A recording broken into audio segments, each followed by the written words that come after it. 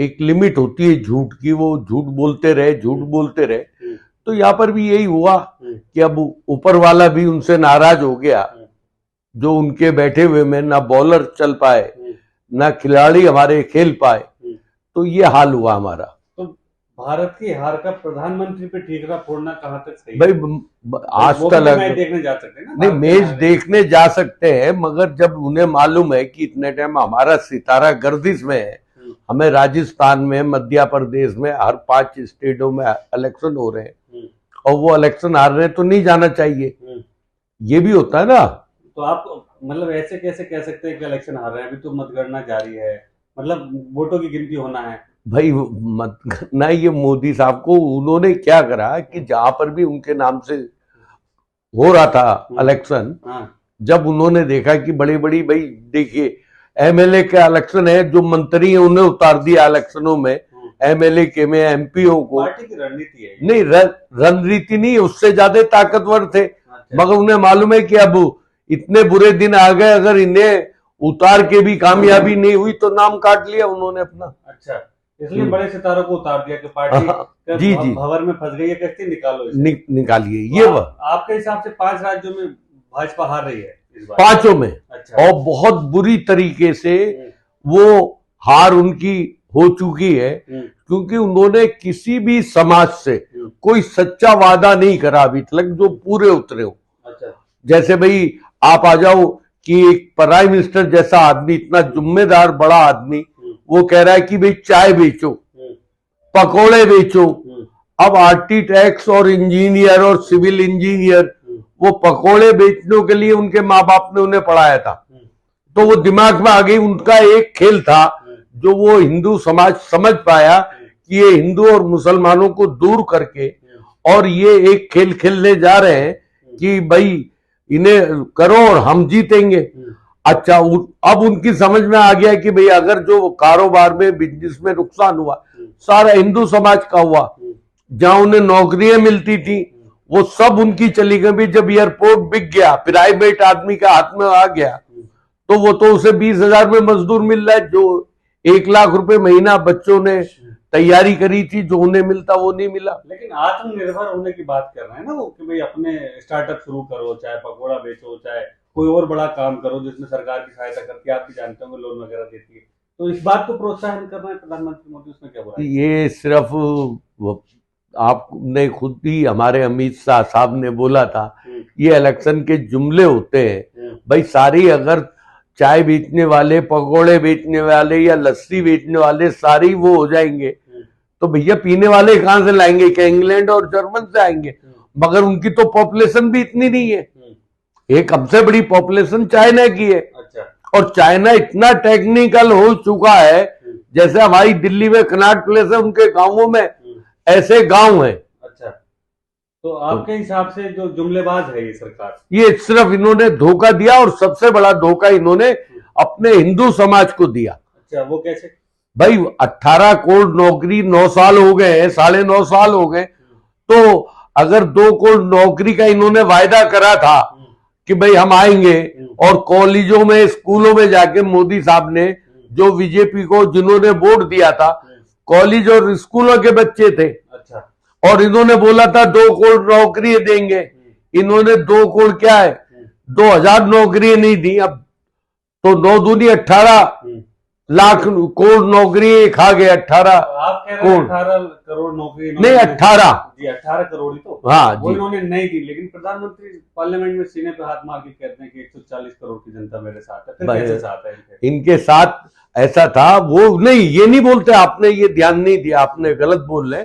मोदी साहब ये कहते थे कि 140 करोड़ का मैं प्राइम मिनिस्टर हूं, और ये बात रियल है। मोदी तो कह रहे हैं मैं, मुझसे प्यार करती है 140 करोड़ की जनता मेरे साथ है। नहीं भाई, उनके साथ ना कल थी। अच्छा। उनकी अच्छे जो जुमले थे उसके साथ थी जनता, उनके साथ।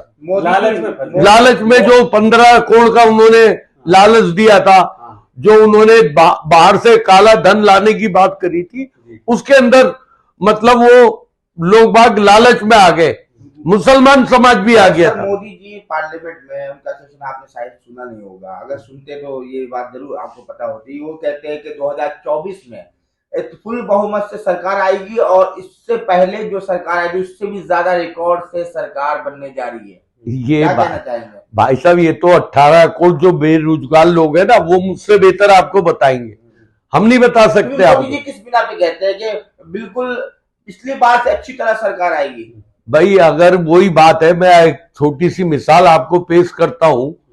1.25 लाख दिए अभी इन्होंने जलाए थे, और सुबह वहां पर मेरी कुछ बहनें, बच्चे छोटे बच्चे और नहीं बहनें भी थी, पता चला वो उन दियों में से वो तेल इकट्ठा कर रहे थे, और जब उन्हें पकड़ा गया तो एक लेडीज थी मेरी बहन, उसने उससे बोला भाई ये क्यों कर रहे हो? बोले इससे 8 महीने मेरे घर में दाल में तड़का लग जाएगा।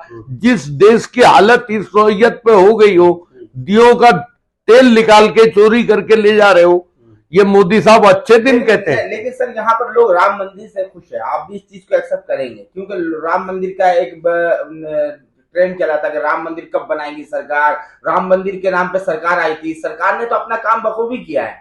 आपने बहुत अच्छा सवाल करा। देखिए, एक मुझे आपकी वजह से गीत याद आ गया, मेरे रोम रोम में बसने वाले राम, जग जग जो है वो कि मेरे रोम रोम में राम बसते हैं। और हनुमान जी से जब लोग पूछा लोगों ने कि भाई राम जी कहाँ हैं, तो ये हिंदू भाइयों को मालूम होना चाहिए, तो हनुमान जी ने अपना सीना फाड़ के उन्होंने ये दिखा दिया कि राम भी यहाँ है और सीता भी यहाँ है। भाई राम तो दिल में और हर जिस्म के हर चीज में राम बसते हैं। मंदिर में राम रहते हैं, जाते हैं, बैठते हैं, उनकी एक जगह बना दी पवित्र। तो मतलब राम तो लोगों के दिल में बसते हैं। ये इन्होंने एक अफवाह बना के, मंदिर नहीं चाहिए बच्चों को, पहले तो नौकरी चाहिए भाई।